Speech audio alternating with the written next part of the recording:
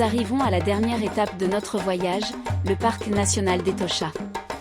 Avec ses 22 935 km², il est l'une des plus grandes réserves de vie sauvage en Afrique. Il est célèbre pour son immense saline, ou pan, qui couvre environ 25% de la superficie du parc. Le parc est parsemé de points d'eau naturels et artificiels qui attirent une multitude d'animaux.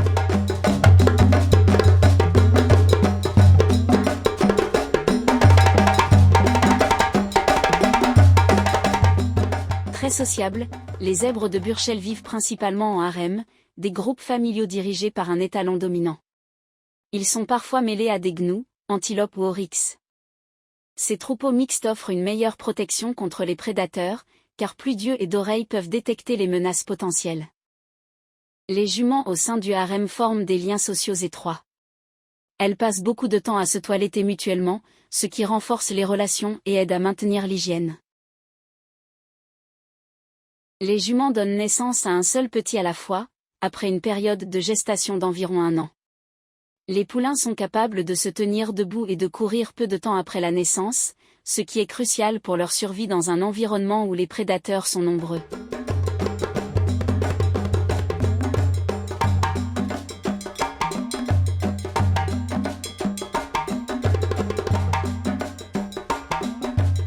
Les koudous sont de grandes antilopes africaines reconnaissables à leurs longues cornes en spirale, qui peuvent effectuer jusqu'à 2 tours et demi. Seuls les mâles en ont.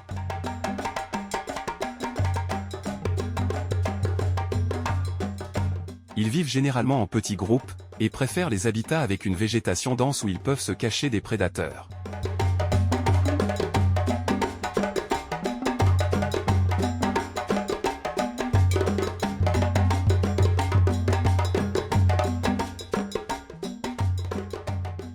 Le springbok peut courir jusqu'à 90 km/h. Et fait des bonds impressionnants pouvant atteindre 4 mètres de hauteur. Seul le guépard peut rivaliser en vitesse avec lui. C'est le seul prédateur qui peut s'attaquer à un individu en bonne forme.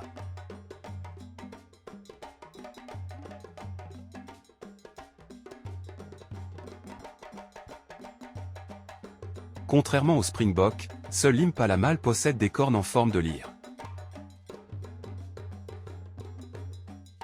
Les impalas sont généralement plus grands que les springboks. Ils mesurent environ 75 à 95 cm au garrot. Ils préfèrent les habitats avec une couverture végétale suffisante pour se cacher des prédateurs. Les antilopes rouges sont les plus grandes antilopes d'Afrique, avec les mâles mesurant jusqu'à 1,6 m au garrot et pesant jusqu'à 300 kg.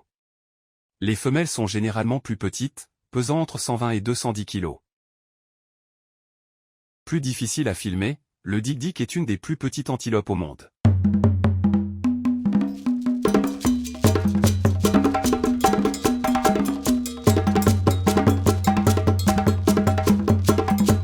Nous pouvons observer quelques oiseaux, tels ces autruches et cette outarde cori.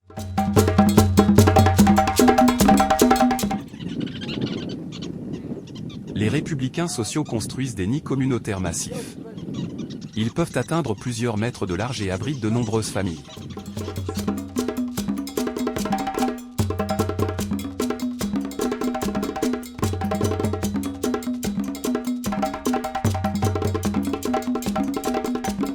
Lorsque les girafes boivent, elles doivent écarter largement leurs pattes avant pour atteindre l'eau avec leur tête.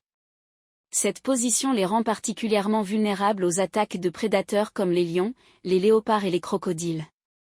Leur cou allongé et leurs longues pattes les empêchent de réagir rapidement en cas de danger. Elles boivent généralement en groupe, ce qui leur permet de surveiller les environs à tour de rôle.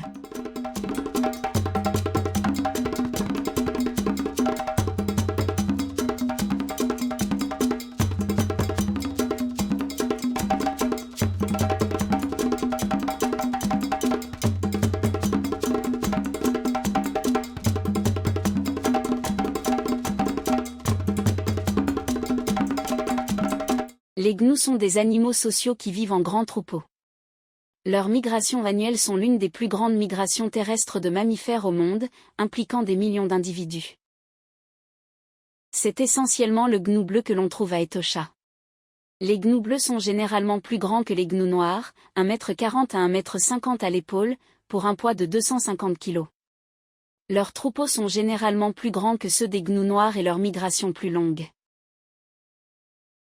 L'expansion agricole, l'urbanisation et d'autres activités humaines ont entraîné la destruction et la fragmentation des habitats naturels des gnous. Cela réduit les zones de pâturage et les routes migratoires, essentielles pour leur survie.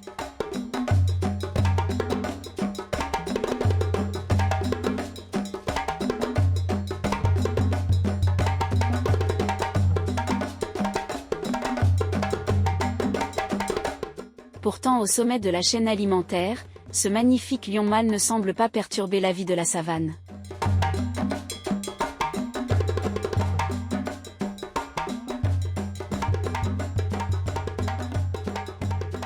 Même si on les voit ici en train de boire à un point d'eau, les oryx sont parfaitement adaptés pour vivre dans des environnements arides.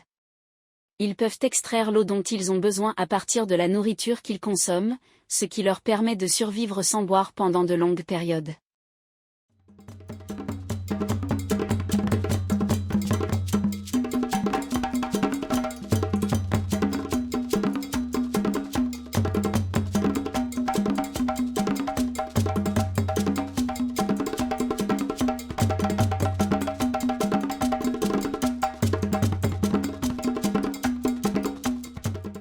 L'éléphant est le plus grand mammifère terrestre, et l'un des animaux les plus emblématiques du continent africain.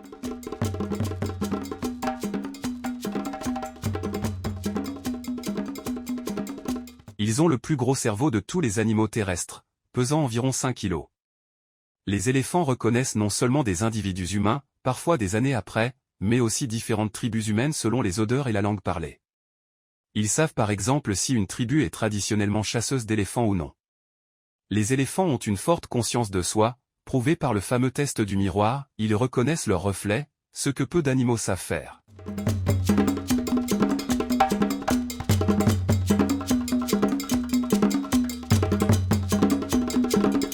Les éléphants vivent dans des groupes familiaux matriarcaux, dirigés par une matriarche, souvent la plus âgée et la plus expérimentée.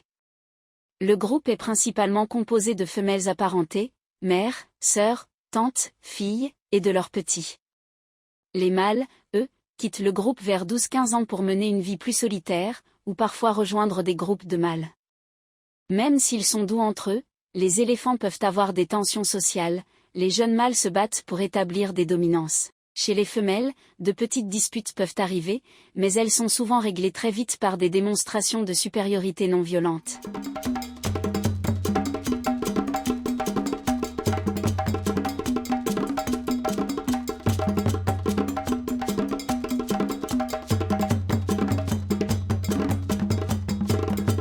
Les éléphants s'attardent tard au point d'eau. Mais ils finissent par céder la place aux rhinocéros. Gravement menacés par le braconnage pour leurs cornes, des efforts de conservation sont en cours pour protéger les populations de rhinocéros. Cela inclut la création de parcs nationaux et de réserves, la lutte contre le braconnage, et la sensibilisation à l'importance de la conservation des rhinocéros.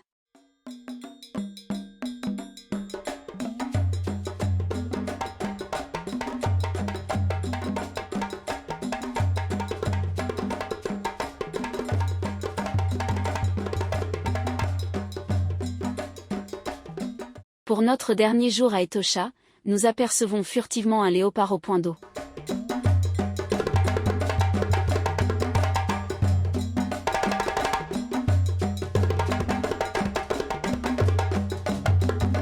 Après presque 3 mois passés en Namibie, en compagnie de nos amis Imba, il est temps de reprendre l'avion vers l'Afrique du Sud et ensuite l'Europe.